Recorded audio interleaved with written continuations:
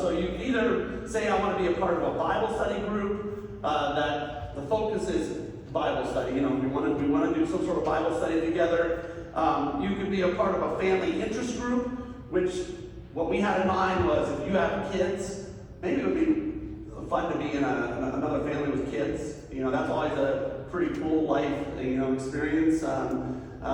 To realize that if your kids are misbehaving, probably the other couple's kids are misbehaving, and so it's good to be in the same group. So because everybody understands, like, oh yeah, my kids do that all the time as well.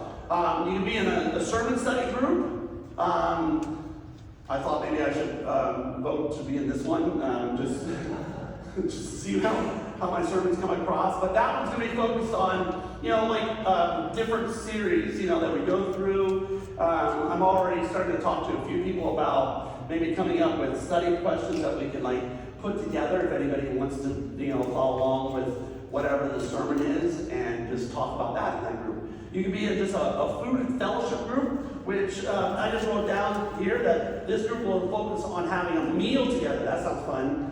And just intentionally living life together with others. It may or may not include studying.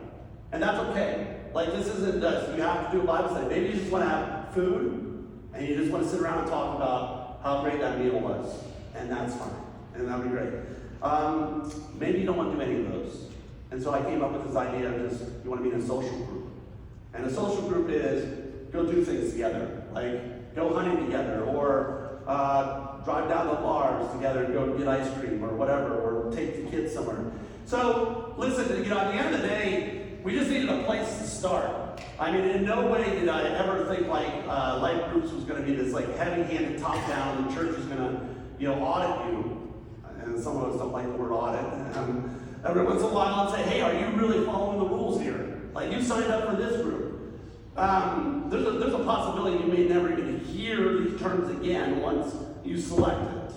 Because what the goal is really is for the group to meet on a regular basis. That's really the only thing we're asking.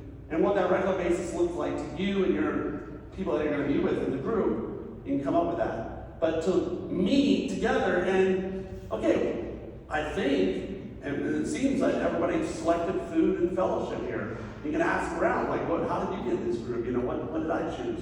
And then you'll realize that, maybe a lot of you want to do food and fellowship. Let's figure out this food and fellowship schedule.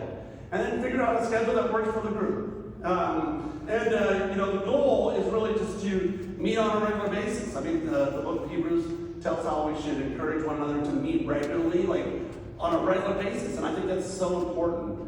Because if we really want to truly do life together, sometimes, it's not just Sunday mornings. We should meet each other, for coffee or the greenhouse or dinner or something like that. And that's what these groups are designed to do. Now,